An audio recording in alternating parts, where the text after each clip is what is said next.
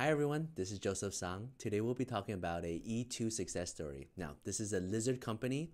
It's founded by a young graduate that just got out of MBA school, and it's a perfect success story because he was young, the funds were little, it's a new concept, and he had a short amount of time, and he had a big reason to do it, and it's very difficult, but it ultimately succeeded. So it's a perfect example to go through the entire thing. So anybody watching, you guys have any questions about it, if he can do it, you could probably do it too. So here's how it started. He's about to graduate in a few months, his MBA, and he was from Taiwan, and Taiwan and the US has a treaty where if people are able to invest and start a company, they're allowed to be in the US on an E2 visa. And he was young and he didn't want to go back to Taiwan. He really wanted to stay, and he's been doing this project for the entire school, and he wanted to start this lizard cage company, right? And one huge reason why he didn't want to go back is because if he were to go back, he would be in a draft and he would have to go join the military, and everything that he planned would be on standstill. And so it kind of sucks. And so he really needed to stay.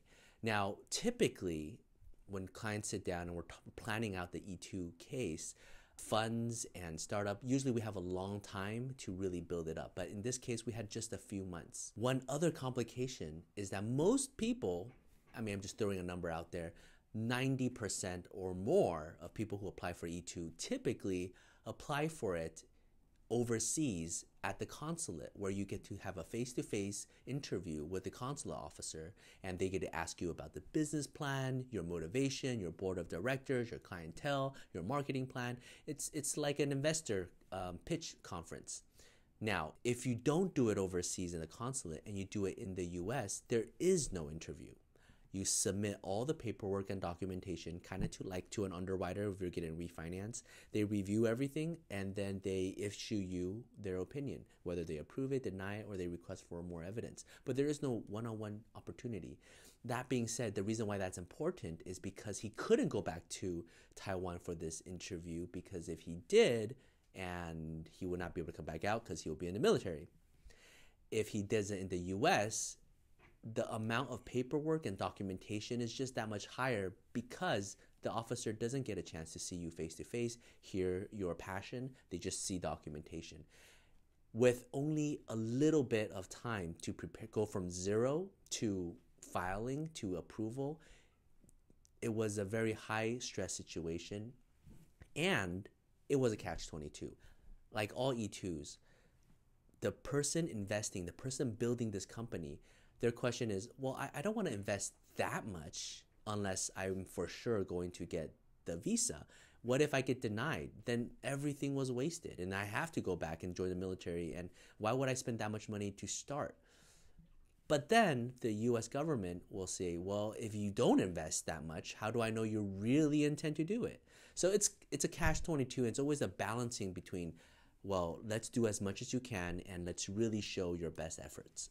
Well, that's what we did. So we sat down and we start with a story. What kind of business do you want to do? You're young, you don't have that much funds. The funds he has, he only has about $60,000 to start a company. That's barely enough for 1 or 2 employees' salary, right? Not including overhead, lease, supply. It's very, very, very little. So what kind of company do you want to do? Well, he stumbled upon this lizard cage company. Him and his partner, they have lizards as their pets, and they've been trying to find a good cage. But throughout the marketplace, they just couldn't find one that they liked. So they designed one themselves and built it out from a factory in China. And it's actually pretty awesome.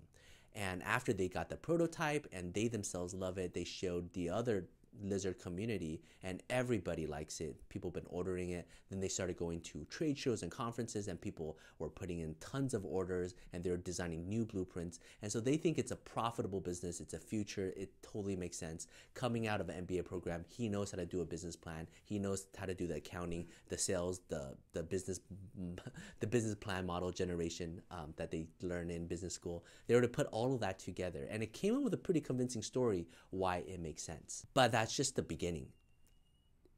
to qualify for an E2, you need so much more than just a business concept that makes sense. You need the licensing, you need suppliers, you need contracts, you need employees, you need a lot of those information for the officer to see, oh, okay, it is a real enterprise. It is more than marginal.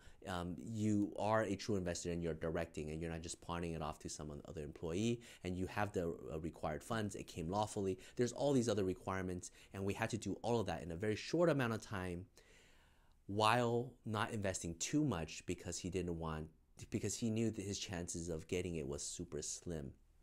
We got it together right when he graduated. We filed it so he could lawfully stay in the US.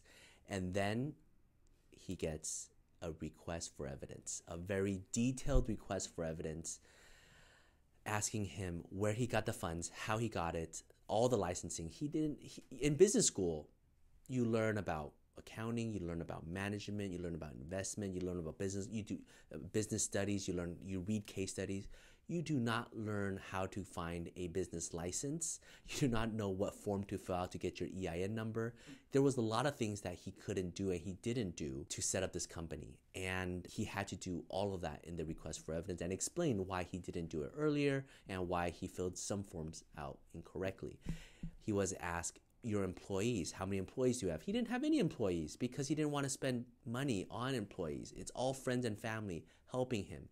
And so preparing all that explanation and with everybody affirming that they are taking a pay cut now, but once he gets his visa, then they will become full-time employees. And it is a beautiful company that they're really excited about joining, but only if he gets the visa and the business can kick off. So through a series of very detailed packaging, responded to the request for evidence, and then he got it. So this is totally a story where it's a young professional wanting to start something. The US allows for that. I know a lot of other attorneys at conferences that I go to that talk about E2. Some attorneys don't take on cases unless it's over $200,000 in investment, because anything shy of that, it's just so hard to prove that it's a real operating business. We've done cases where it's only a $30,000. That's probably the lowest we've gone, but $60,000, $70,000, $80,000 for a young student that's just coming out of school and investing in a business, it's doable. It's totally doable, and I think officers understand that. They're not just going through a checkbox. They really are receptive to these kind of presentations, and if you can demonstrate that it is a real if you can demonstrate it is a real business that you are trying to kick off and you're working as hard as you can, and you're kind of like Phil Knight when you just started Nike, working out of a basement with the basement being the storage, it's understandable. And I think with the blueprints, with going to trade shows, it really solidified his case. And now he doesn't have to go back and go to the military. He's able to launch his lizard company business in the US. Who knows? If lizard pets become the next biggest thing in the world, then the US will become a leader in lizard cage design because of this E2 approval. So who knows? Anyways, it's been a pleasure. And if you guys have any questions about E2, if you want to sit down with a strategy session, we'll be happy to. Let's get coffee sometime. Thank you. Take care. Bye-bye.